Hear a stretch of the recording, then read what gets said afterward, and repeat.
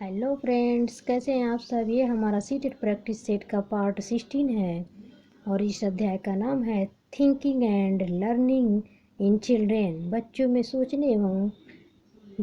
सोचना एवं सीखना। तो चलिए देर न करते हुए शुरू करते हैं आज का सेशन और देखते हैं पहला क्वेश्चन। सोचना किस प्रकार की क्रिया है? ए निम्न प्रकार की मानसिक क्रिया, बी उच्च प्रकार की मानसिक क्रिया, सी उच्च एवं निम्न दोनों प्रकार की मानसिक क्रिया और डी उपरोक्त में से कोई नहीं। तो इसका राइट आंसर देखते हैं। इसका राइट आंसर है उच्च प्रकार की मानसिक क्रिया, यानी ऑप्शन नंबर बी सही है।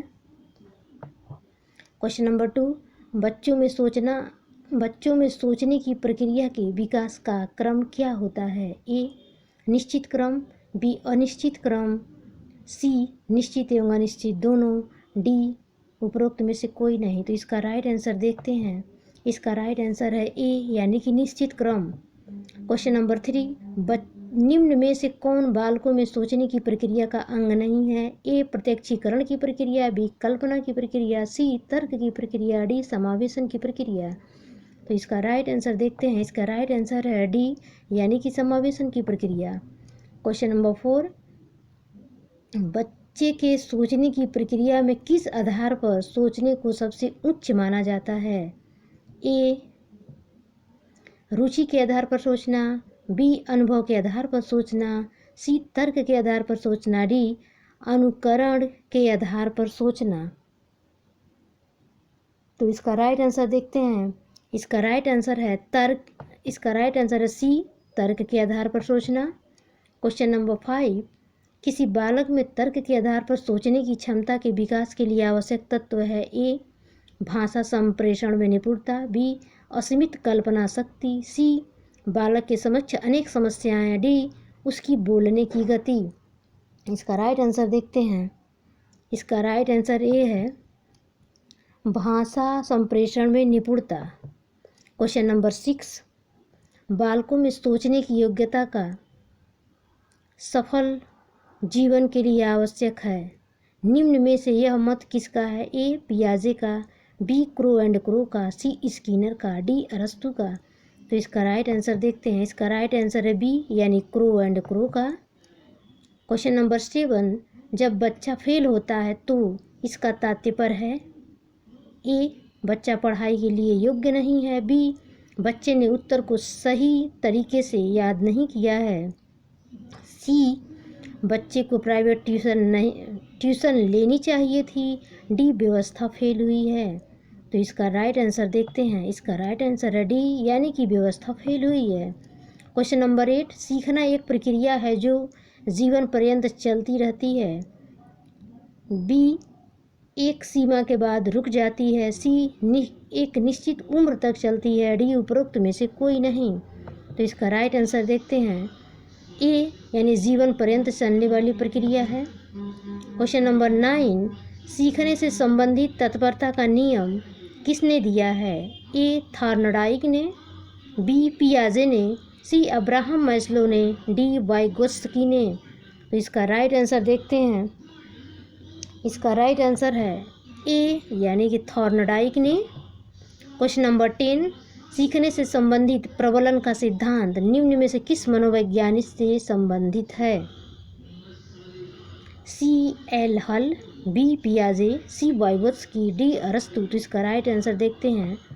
इसका राइट आंसर है ए, सी एल हल। क्वेश्चन नंबर 11, यदि कोई बच्चा किसी कार्य को बार बार दोहराता है तो थॉर्नडाइक के किस नियम का अनुपालन करता है? ए तत्परता का नियम, बी अभ्यास का नियम, सी प्रभाव का नियम, डी उपरोक्त सभी। इसका राइट आंसर देखते हैं बी। इसका राइट आंसर बी, यानी कि अभ्यास के नियम का।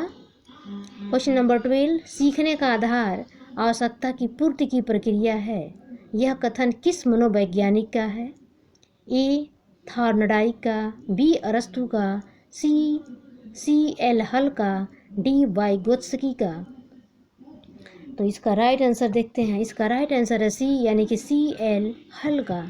क्वेश्चन नंबर 13, इरफान खिलौनों को तोड़ता है और उसके पुर्जों को देखने के लिए उन्हें अलग अलग कर देता है, आप क्या करेंगे? ए उस पर हमेशा नज़र रखेंगे, बी उसके जिज्ञासु स्वभाव को प्रोत्साहित करेंगे और उसकी ऊर्जा को सही दिशा में संचालित करेंगे। सी उसे समझाएंगे कि खिलौनों को तोड़ना नहीं चाहिए। डी इरफान को खिलौनों से कभी नहीं खेलने देंगे। तो इसका राइट आंसर देखते हैं।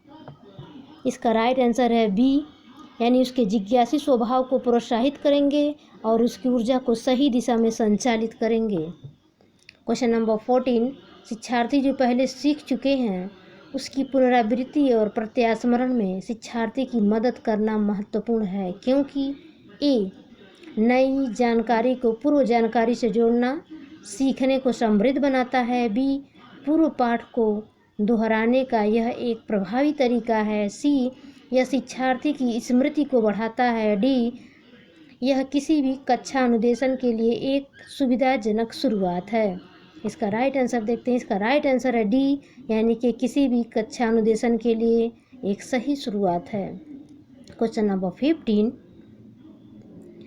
जब पूर्व का अधिगम नई स्थितियों के सीखने को बिल्कुल प्रभावित नहीं करता तो यह डैश डैश कहलाता है। ए अधिगम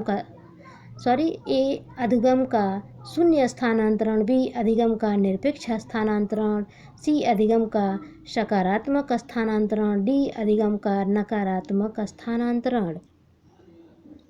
इसका राइट आंसर देखते हैं। इसका राइट आंसर है सी, अधिगम का सकारात्मक स्थानांतरण। क्वेश्चन नंबर 16, व्यवहार का करना पक्ष डैश डैश में आता है, यानी कि व्यवहार करना किस पक्ष के अंतर्गत आता है। ए है सीखने की गति निगेटिव क्षेत्र, बी सीखने के मनोवैज्ञानिक क्षेत्र, सी सीखने के संज्ञानात्मक क्षेत्र, डी सीखने के भावात्मक क्षेत्र। इसका राइट आंसर है बी, सीखने के मनोवैज्ञानिक क्षेत्र। क्वेश्चन नंबर 70, शिक्षार्थी तब तक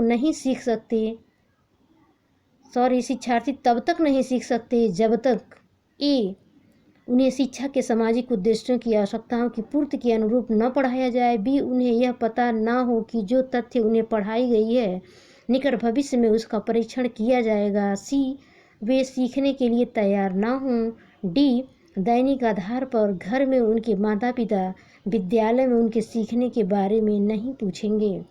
तो इसका राइट आंसर देखते हैं। इसका राइट आंसर है ए, उन्हें शिक्षा के सामाजिक उद्देश्यों की आवश्यकताओं के अनुरूप न पढ़ाया जाए।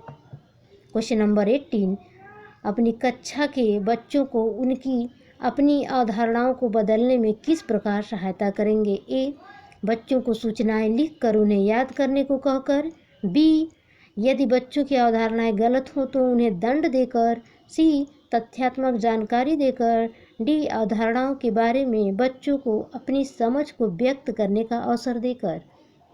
तो इसका राइट आंसर देखते हैं।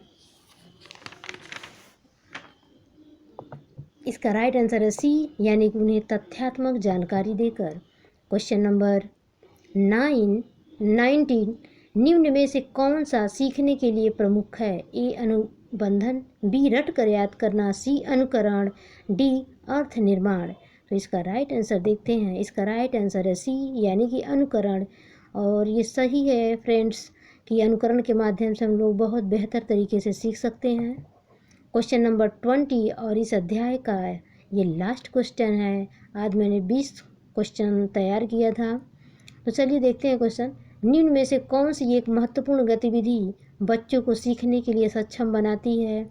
ए व्याख्यान, बी निर्देशन, सी पुरस्कार, डी संवाद। तो इसका राइट आंसर देखते हैं। इसका राइट आंसर सी है, पुरस्कार। तो दोस्तों ये था हमारे आज के इस अध्याय का 20 क्वेश्चन। दोस्तों अगर वीडियो पसंद आए तो लाइक, शेयर और सब्सक्राइब करना ना भूलें। मिलते हैं नेक्स्ट वीडियो में, तब तक के लिए आप लोगों का बहुत बहुत धन्यवाद।